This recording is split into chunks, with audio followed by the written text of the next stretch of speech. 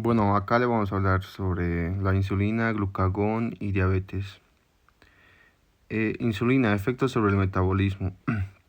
El efecto en el metabolismo tiene efecto en el metabolismo de los lípidos, proteínas, hidratos de carbono.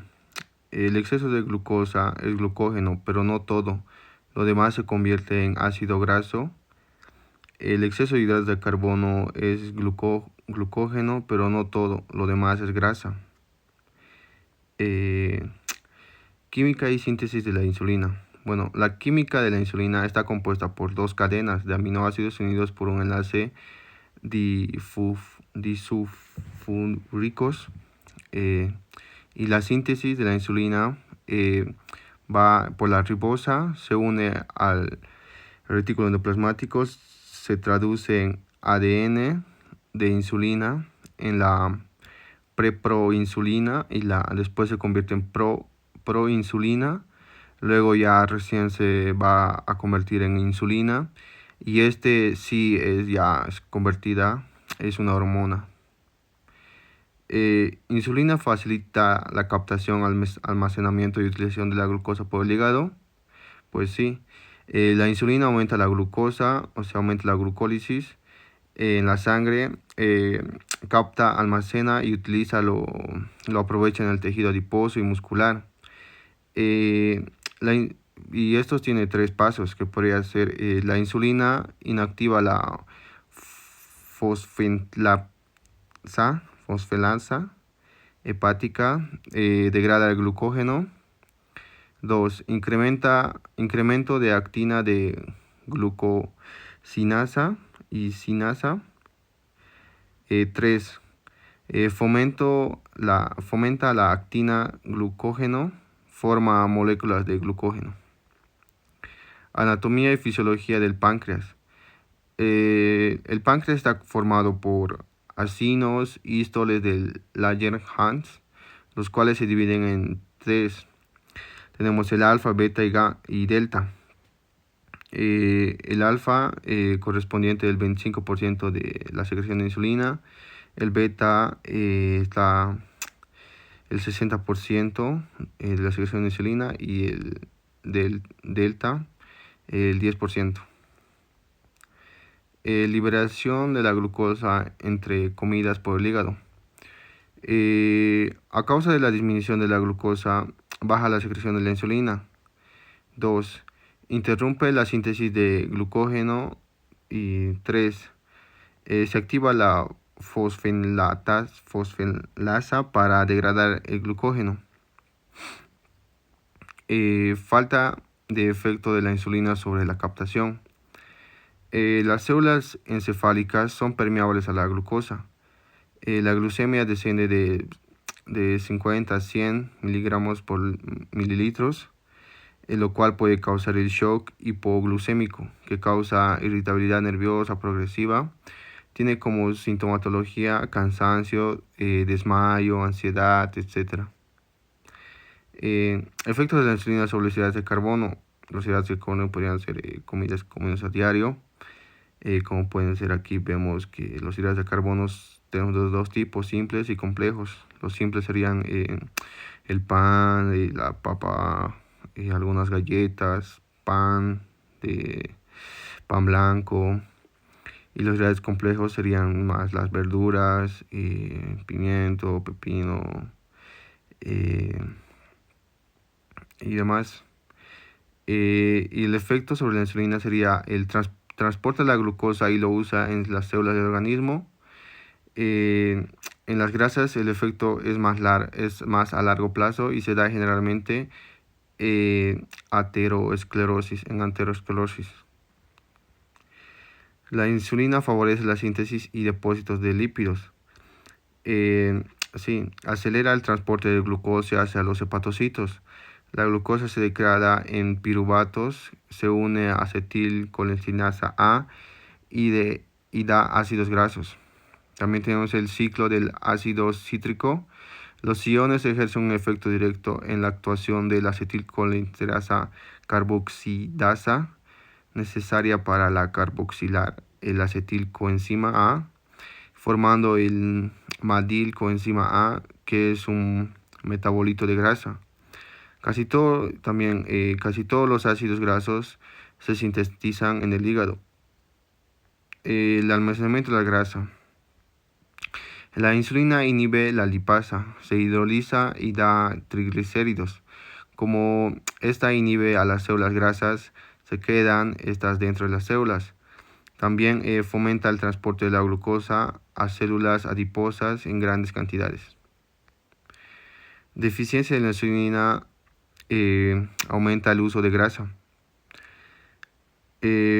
Fenómenos relacionados con la degradación de los lípidos y su uso con fines energéticos se estimulan en gran medida cuando falta la insulina. El déficit de insulina provoca la lipólisis de la grasa almacenada con la liberación de ácidos grasos libres. El déficit de insulina aumenta la concentración plasmática de colesterol y de fosfolípidos. Esto quiere decir que cuando falta insulina, la grasa se usa más, ¿no?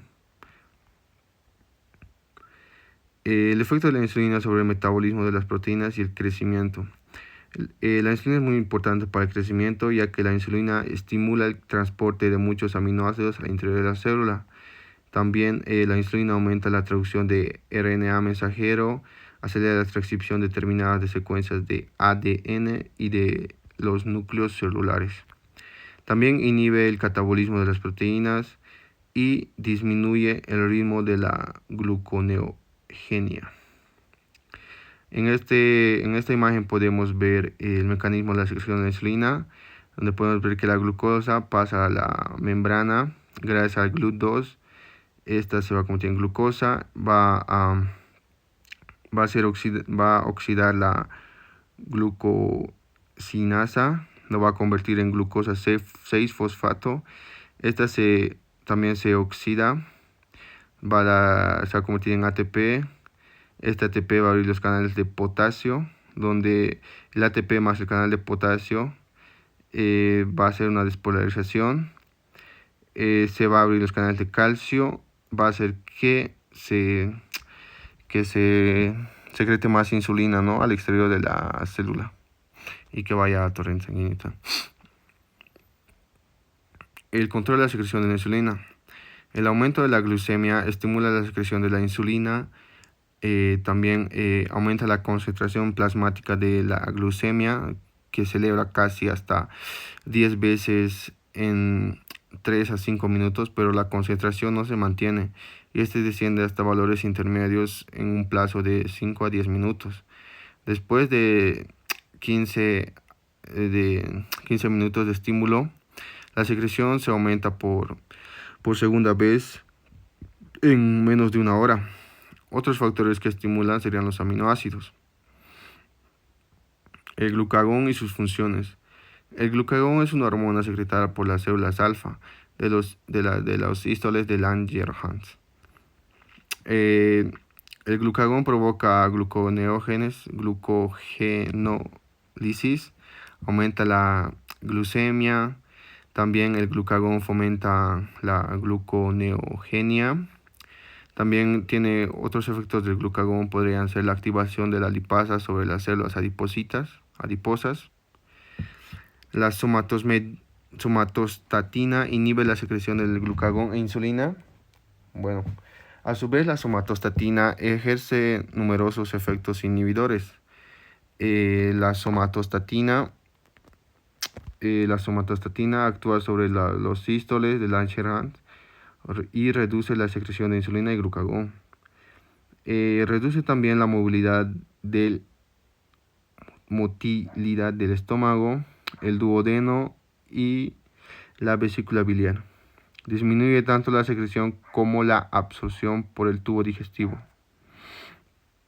La diabetes mellitus. La diabetes mellitus es una enfermedad metabólica crónica caracterizada por la glucosa en sangre elevada, que nos podría dar una hiperglucemia, o más conocido así. Tenemos dos tipos de diabetes, que sería la primera, la diabetes tipo 1, en la cual el paciente no secreta insulina, y también podría ser conocido como insulino dependiente. También es llamada diabetes juvenil, ya que se da a más personas jóvenes, porque este tipo de diabetes puede ser transmitida o heredada de, de padres, ¿no? Los pacientes son más delgados, presentan hiperglucemia. eh, este diabetes es uno de los menos comunes. Luego tenemos el diabetes tipo 2, en la cual presente en los pacientes que son mayores de 30 años. Eh, este tipo de diabetes es uno de los más comunes porque este se da con el paso de los años, ¿no? Con una mala dieta y demás.